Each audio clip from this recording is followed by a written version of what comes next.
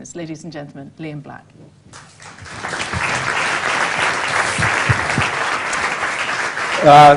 Good morning, everyone. I don't do any cuddles. If I have any reputation, it's certainly not about being cuddly. And I was going to say there's one reason that I know I'm not in London.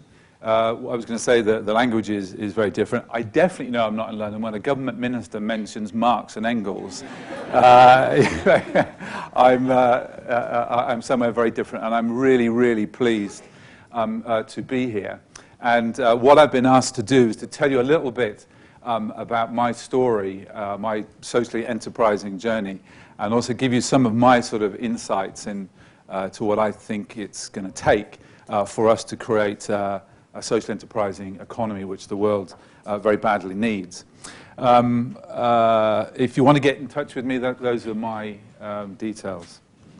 I gave a speech recently at Oxford University to a whole load of bright, shiny MBAers, and I was asked at first to put up a slide that kind of gave people a sense of what I was doing when I was around about their age.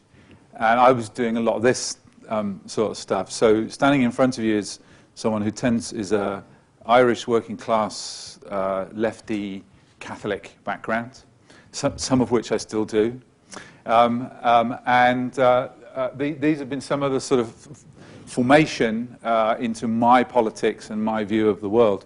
So as I did at Oxford, let me start off with a little quiz, and I'm expecting a much higher recognition factor of these people than I got from these 23-year-old future masters of the universe.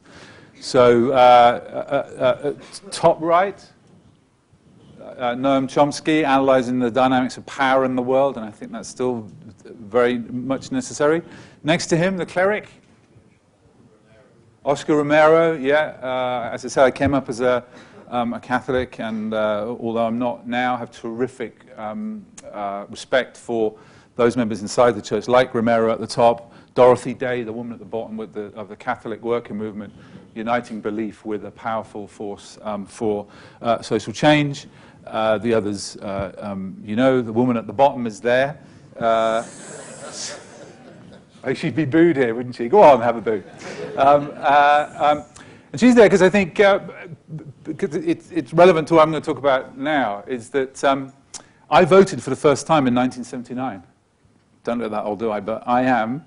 I think, although my politics are very different to hers, and very different to the government we have now, there's absolutely no doubt something was injected by that around entrepreneurialism. And I think that certainly for my generation of social entrepreneurs, or for me anyway, that stand on your own feet, create sustainability, don't wait for others to do it for you, I think in part comes from that. So that's me, or as someone said who was sharing the platform with me in Oxford, one of my favourite Tories, Liam the backer of lost causes.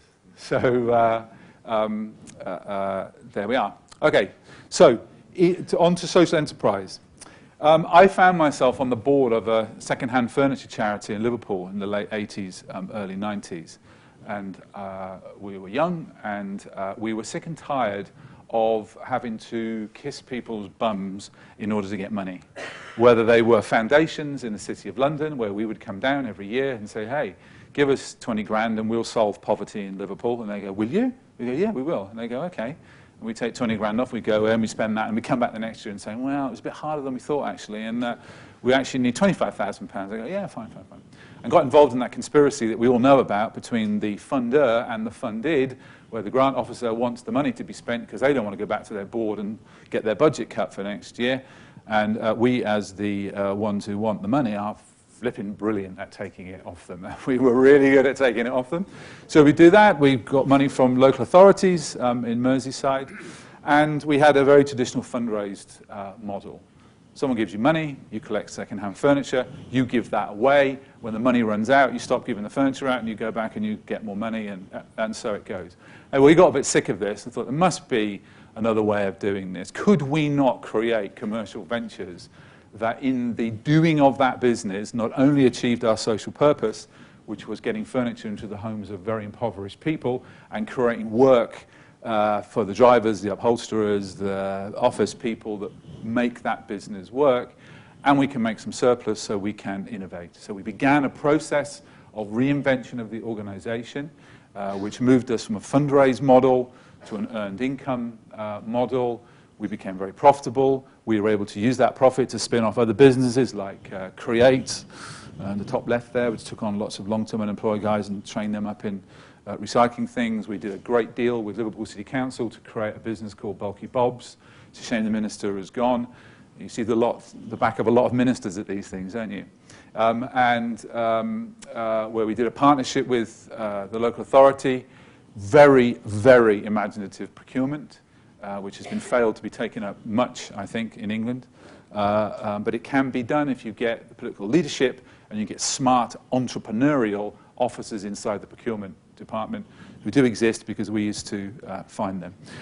And through all of that, we were involved in a major culture change. I massively underestimated the shift in culture from a fundraise model, a charity model, to earned income business model.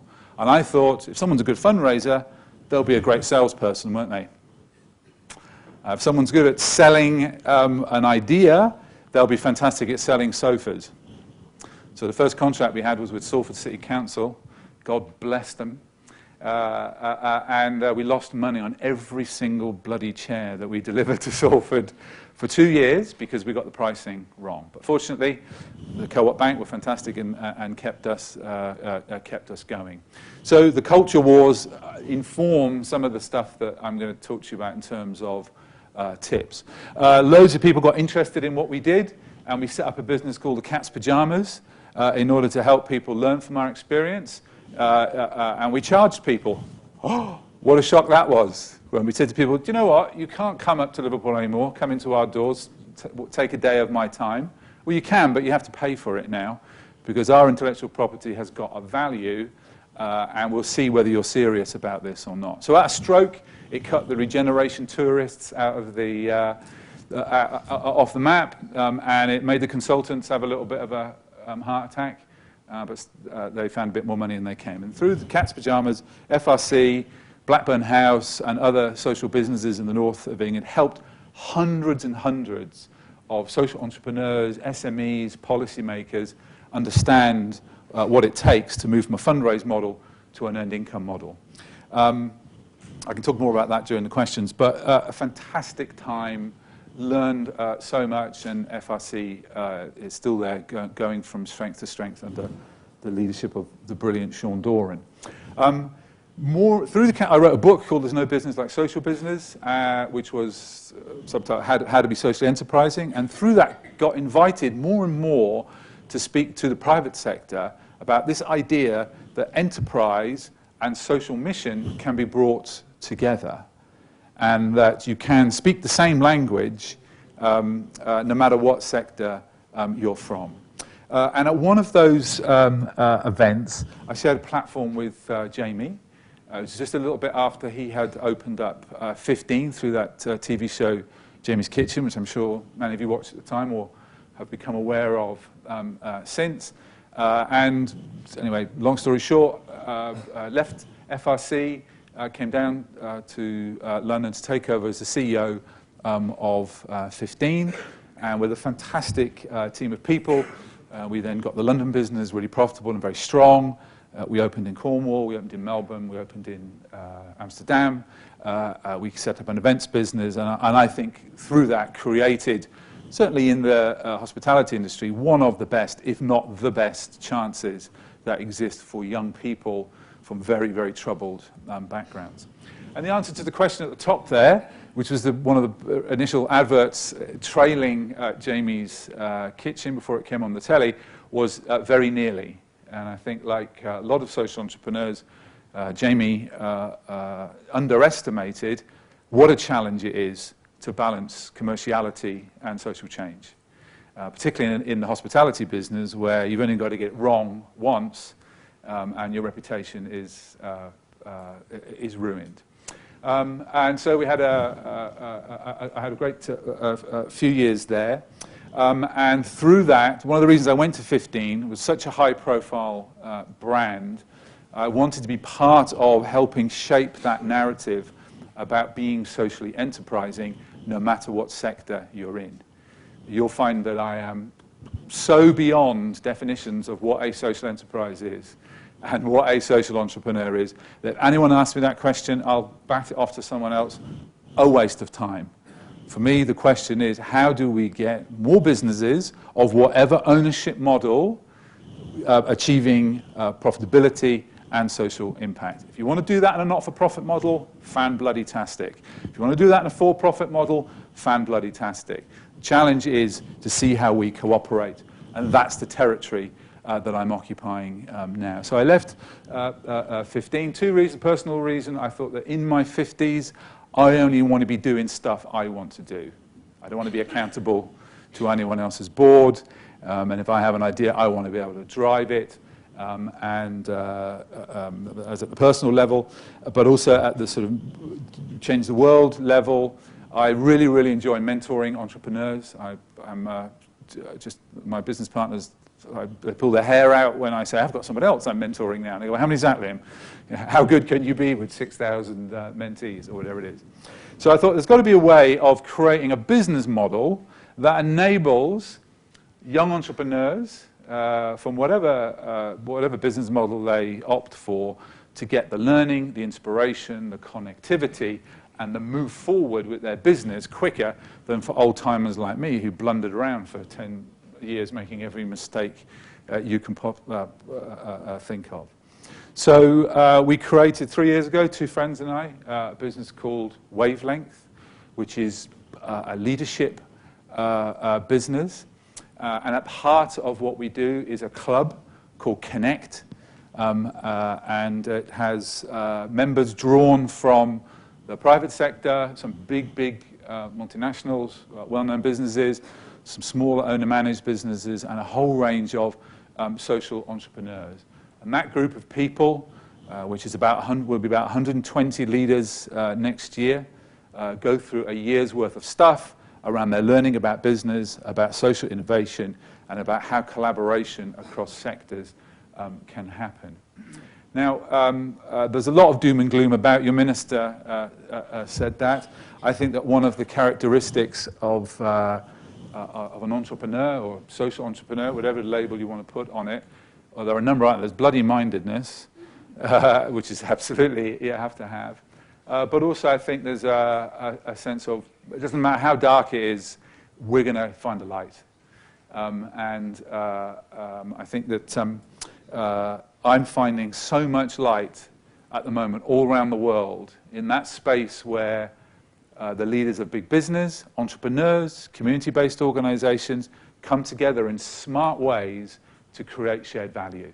And if we maybe talk about more that later on in the session that I'm involved in. Yeah, I mean, just such great organizations, fantastic social ventures. Two I'd point out to you if you've not heard of them. You've heard of Kiva, the online microfinance business? Check it out. I mean, that is social innovation at scale that is really changing a market. And also Aravind eye care system in India. Fantastic. It's eye care to millions of the poorest people on a cross-subsidy model. Picture the best eye hospital you can.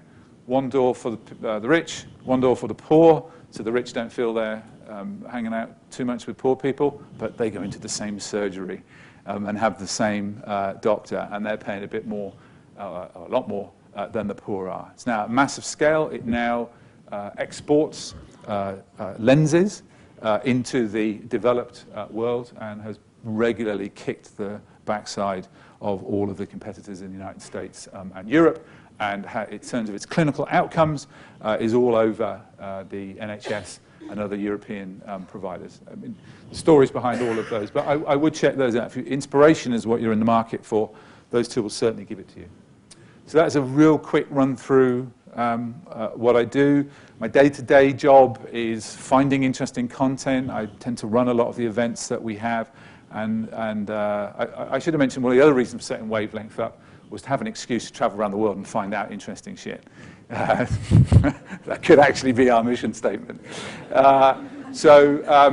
I spent a lot of time in Asia and Bangladesh with Yunus and looking at what he's doing there. I'm going to Kenya in a couple of weeks to look at some really interesting stuff that business is doing there to bring about financially viable and profitable social impact. Okay, I've got 10 minutes to do this next bit, right? Okay, so this is going to be dead quick. So here are some of my thoughts. And these, I know there's government people in the room and intermediaries.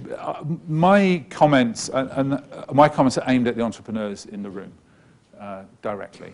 And I hope that they will be of relevance to everybody here. So my first message to people in the room and anyone who's watching me on this web is believe and don't lose heart.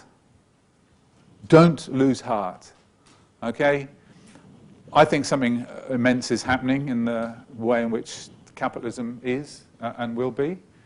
And yeah, it is a bit worrying, but also I think out of that's going to come an opportunity for people who are socially enterprising. And if ever you think, oh, Christ, we've got it so hard here in Wales or London or whatever, remind yourself of this guy. You know who this is? This is Muhammad Yunus.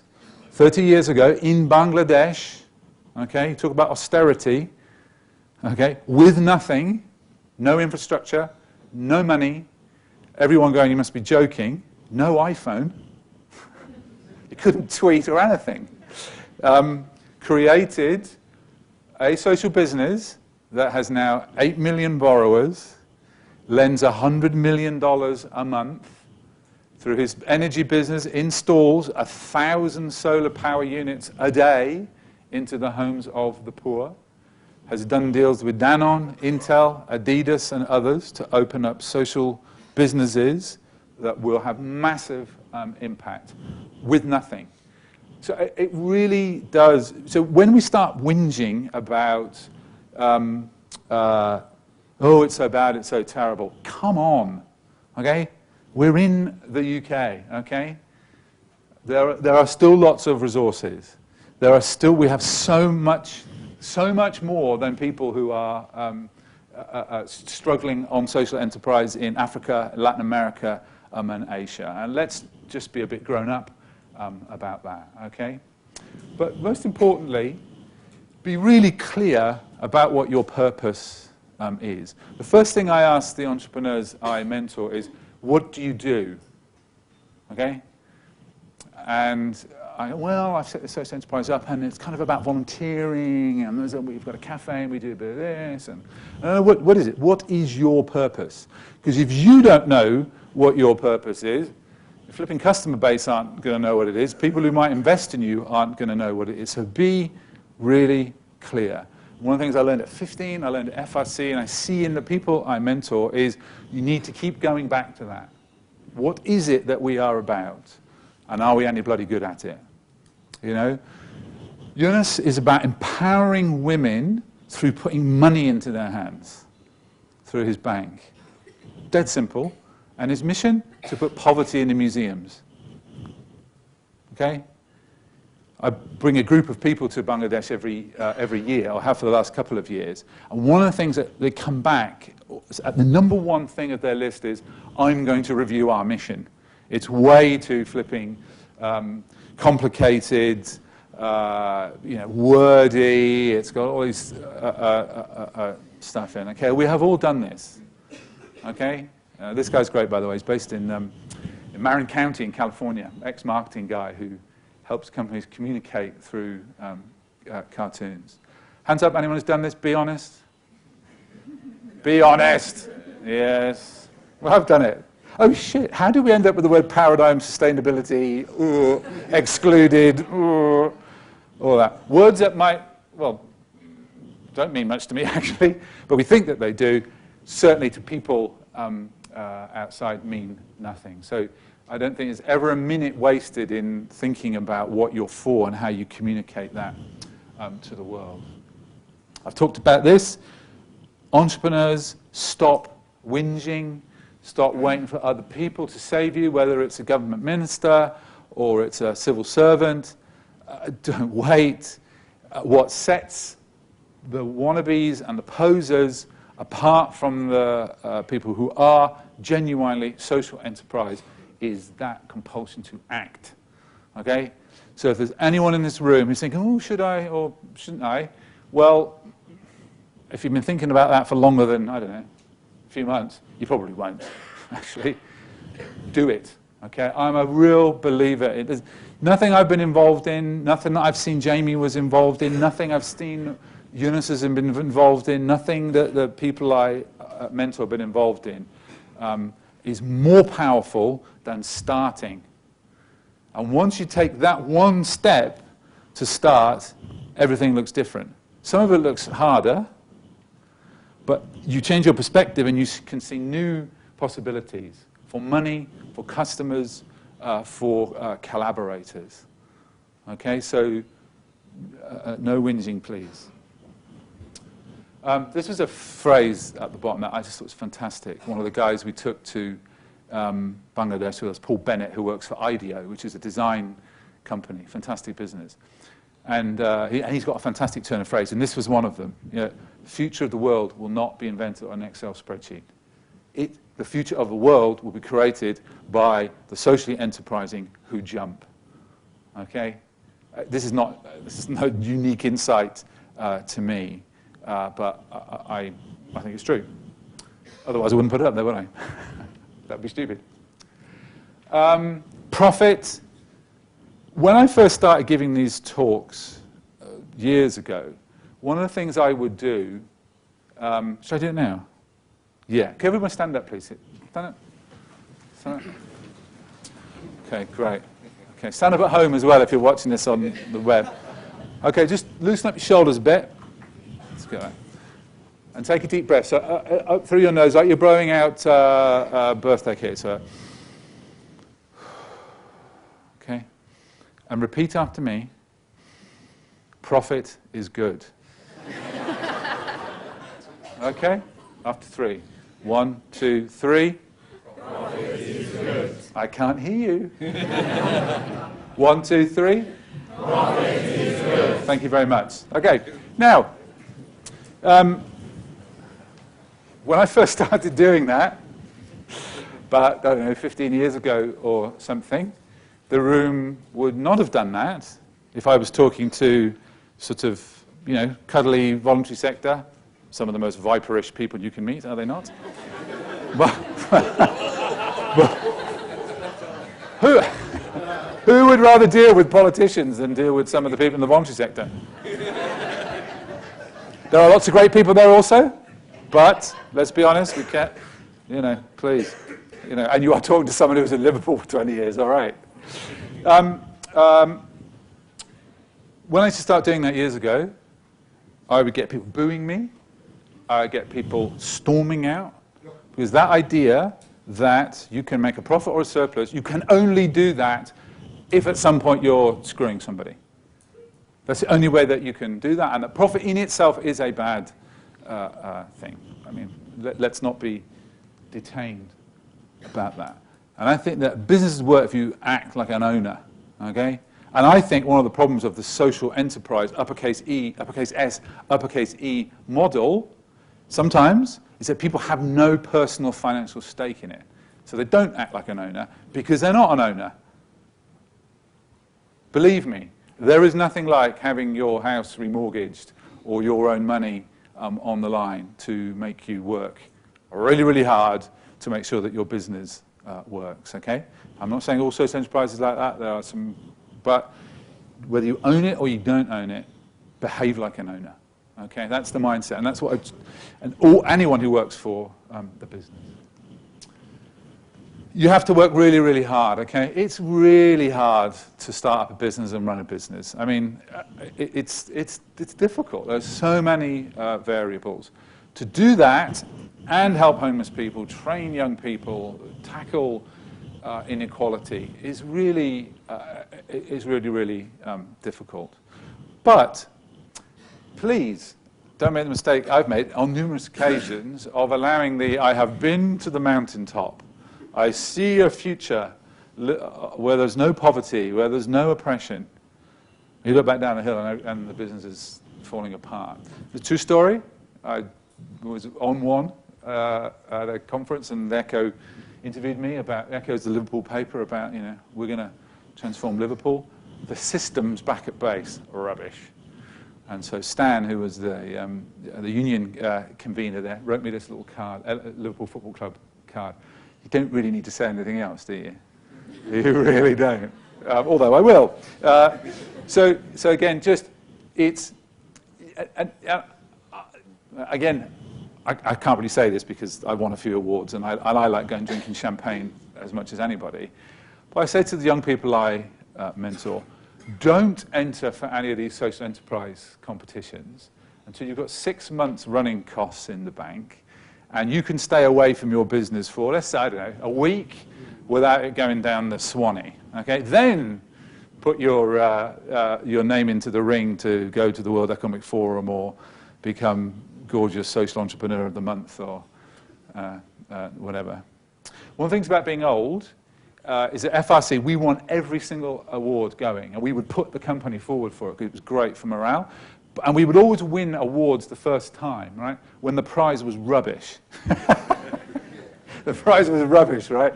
We were the first, FRC, the first social enterprise of the year, 500 quid. Anyway, I'm sounding resentful now, aren't I? Because I am. You've got to get those basics right. And I think the challenge of the socially enterprising entrepreneur is to hold in two things that really clash. One is a powerful, enrolling vision for a changed world with obsession about margin, cash flow, what is that person doing over there in the business. Yeah.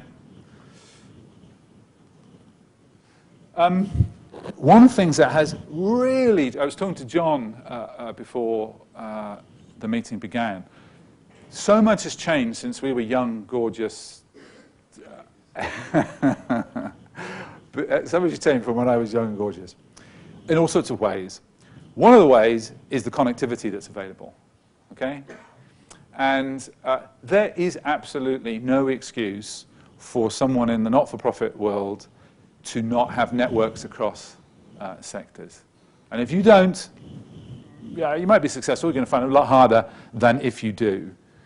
It's one of the thinking behind Wavelength is to create and leverage these global networks of leaders. And I think Reid Hoffman, and again, if you can hear him speak, he's fantastic. The guy who created LinkedIn, just won Entrepreneur of the Year, I think, globally. The good relationships and alliances you create define your mutual ability to be effective.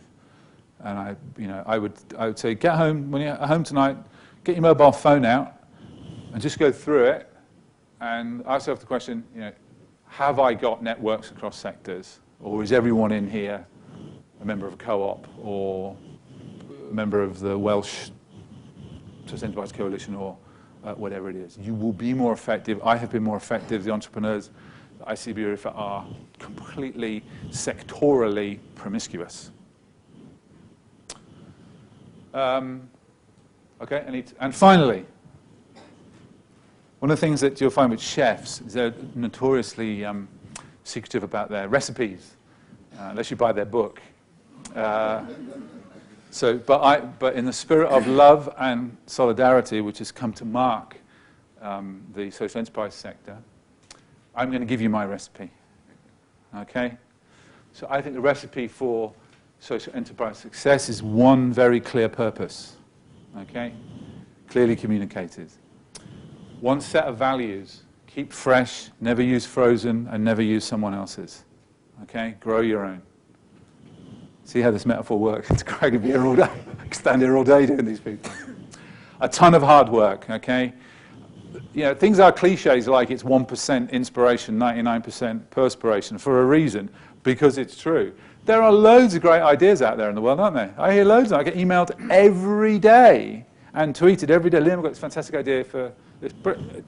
Great ideas aren't the problem. It's the ability and the heart to be able to make those ideas into sustainable growth. One team of best quality people. One of the big mistakes I have made in my career is believing that it was all about me. I could be Superman. I could be the Messiah. It's all about teams. It's all about a group. And anyone who doesn't believe that will end up as an alcoholic, divorced, and disliked. I can think of 6 people like that I know. Good pinch of opportunism. Entrepreneurs of whatever flavor are fantastic opportunists. There's something, I'm not quite sure I'm going to have a go. Highly competitive streak. Got to be very competitive. Cuddles are good. You know, cuddly competitiveness. Maybe that's what your slogan could be, Catherine, from now on for the Welsh co-op movement. A fist full of forgiveness. Loads of mistakes will be made along the way. Mix season well with truthfulness and good humour, and best shared with other. But a warning, any use of bullshit will cause nausea in those around you. Thanks very much.